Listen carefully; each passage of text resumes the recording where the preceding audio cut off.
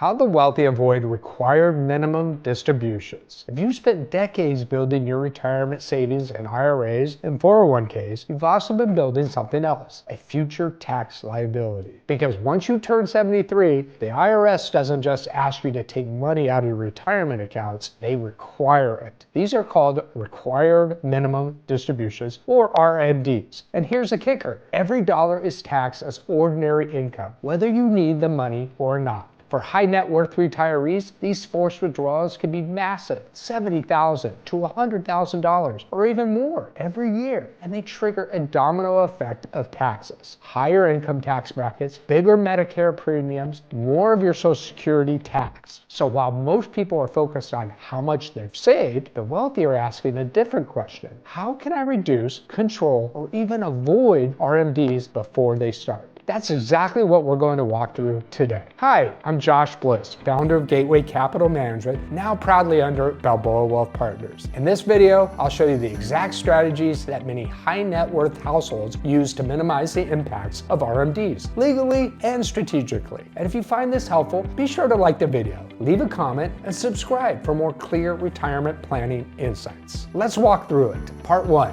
What are RMDs and why do they matter? Let's start with the basics, because before you can reduce required minimum distributions, you need to understand what they actually are. If you saved enough money in a tax-deferred account, like a traditional IRA, 401k, SEP IRA, or similar, the IRS has allowed you to postpone taxes for years. But at some point, they want their cut. That's where RMDs come in. Starting at age 73, the government requires you to start taking withdrawals from those accounts every year, whether you want to or not. The amount you have to withdraw is based on a formula that looks at two things. One, your account balance at the end of the previous year and your life expectancy according to the IRS tables. And every dollar you take out is taxed as ordinary income. Here's a simple example. Let's say you have $2 million in a traditional IRA at age 73. Your first year RMD might be close to $75,000 or more, and it only grows from there. That $75,000 gets stacked on top of any other income you have, like Social Security, pension income, dividends or capital gains, or part-time work or business income. And suddenly you're pushed into a higher tax bracket even if you're not spending all that money. But it doesn't stop there.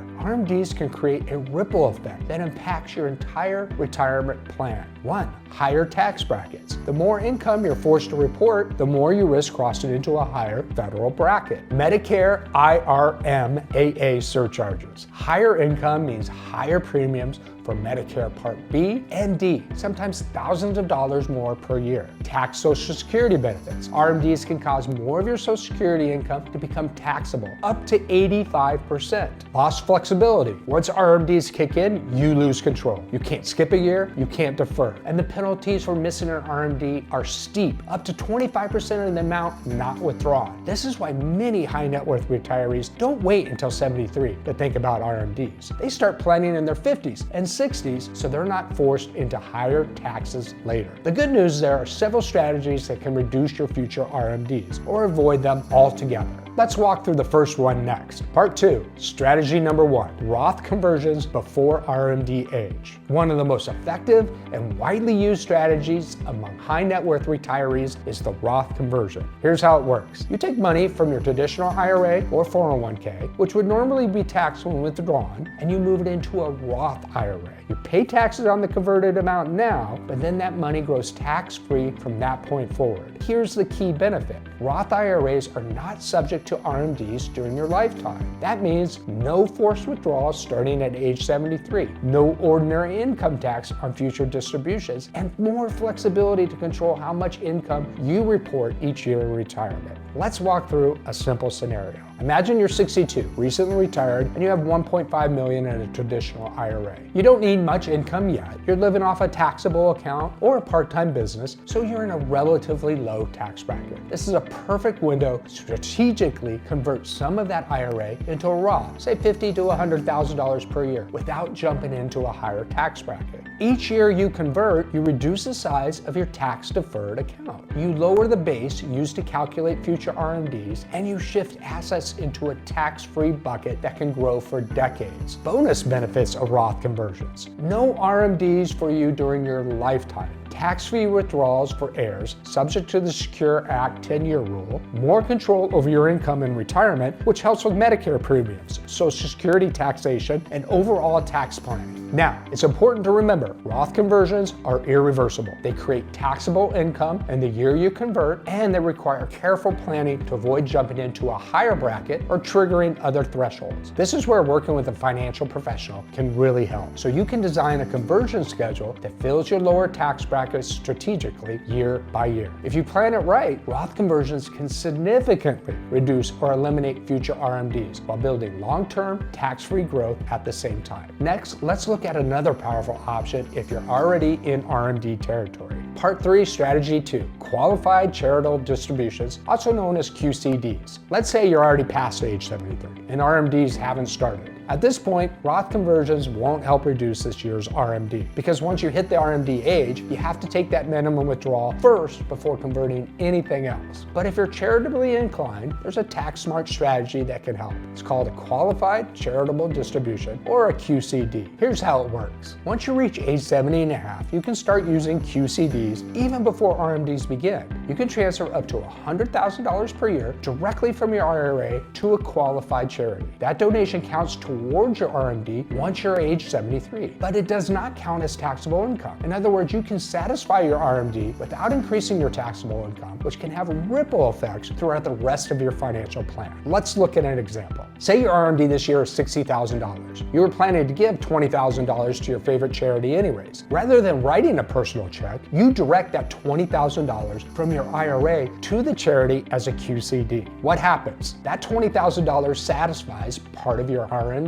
You only need to withdraw $40,000 more to meet the requirement, and you don't have to report that $20,000 as taxable income. It's one of the few opportunities in retirement to remove money from a tax-deferred account completely tax-free. Why QCDs are especially powerful for high-income retirees? Because they help you reduce your adjusted gross income, also known as your AGI, and that affects more than just your tax bracket. Lowering your AGI can help you avoid Medicare IRMAA surcharges, reduce the taxation of Social Security benefits, qualify for other deductions or credits that phase out at higher income levels. And if you're no longer itemizing deductions because of the higher standard deduction, a QCD still gives you a tax benefit you wouldn't get otherwise. So if you're giving to charity and also taking RMDs, combining the two can be a very smart move. Just make sure the money goes directly from your IRA to the charity. You work with your advisor or custodian to set it up properly, and the charity is a qualified 501c3 organization. Next, we'll explore how high net worth retirees reduce their reliance on RMD triggering accounts altogether by building tax-free and taxable buckets before the age of 73. Let's walk through that in Part 4. Part 4, Strategy 3, Build around RMDs with Roths, HSAs, and taxable accounts. One of the best ways to reduce the burden of future RMDs is to avoid putting too much of your retirement savings into accounts that require them in the first place. Here's what that means in practical terms. You want to diversify not just your investments, but your account types, so you're not forced to rely heavily on tax-deferred money once RMDs begin. Let's walk through how the wealthy often structure their assets to minimize RMD exposure later in life.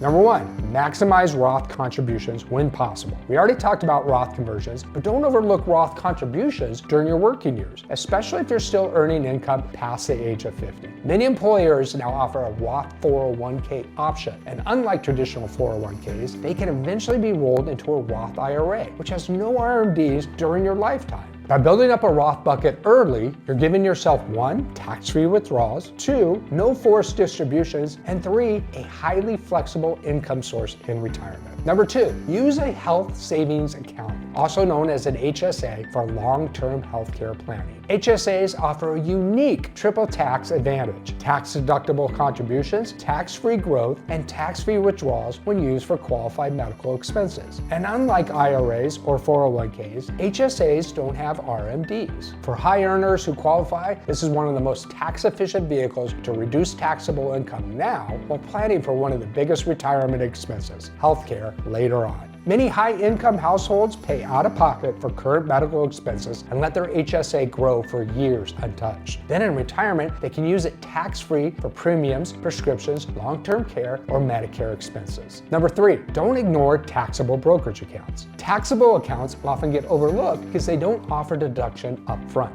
but they can be incredibly powerful when used strategically, especially for RMD control. Here's why. They don't have RMDs. You can control the timing of capital gains.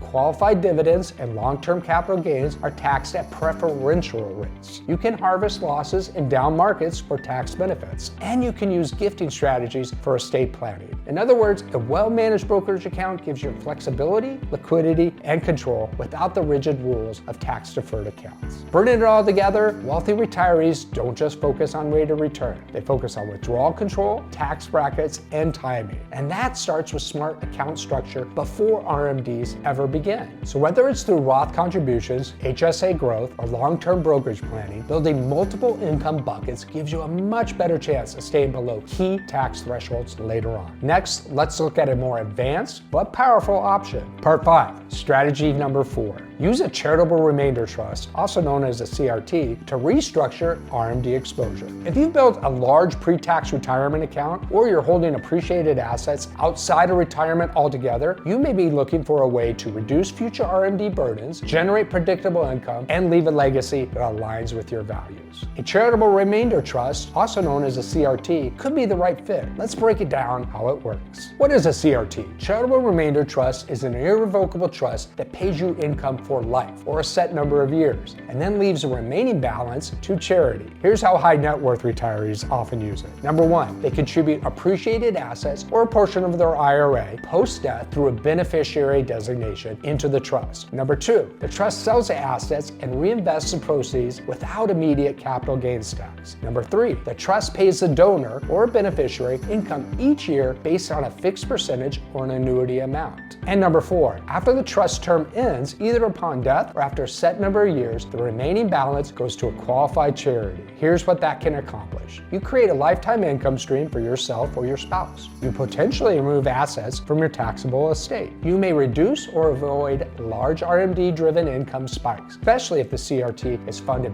post-death with retirement accounts. You leave behind a lasting charitable impact. Let's look at a real-world scenario. A 72-year-old couple has $3 million in a traditional IRA. They don't need all the RMDs, and they're charitably inclined. They name a charitable remainder trust as the beneficiary of a portion of their IRA. When one spouse passes, that portion goes into the CRT instead of being fully taxed under the Secure Act's 10-year distribution rule. What happens next? The IRA doesn't get cashed out in one lump sum. The trust pays income to the surviving spouse for life. The income is taxed over time, not all at once, and eventually the remaining funds go to a charity of their choice. This recreates tax deferral, income control, and a charitable legacy, all while complying fully with current tax law. Now, CRTs aren't for everyone. They require legal setup, annual administration, and a clear charitable intent. But for high net worth families who are looking to manage large IRAs, interested in philanthropy, or concerned about passing tax-heavy assets to children, it's a tool worth considering as part of a comprehensive wealth strategy. So while you can't fully opt out of required minimum distributions, you can absolutely plan around them. In many cases, significantly reduce their impact with the right strategy. We covered 4 key approaches today. Number 1, Roth conversions to shrink your tax-deferred balance before RMDs begin. Number 2, qualified charitable distributions, QCDs, to satisfy RMDs tax-free while supporting causes you care about. Number 3, tax-diversified account planning, using Roths, HSAs, and brokerage accounts to avoid unnecessary withdrawals.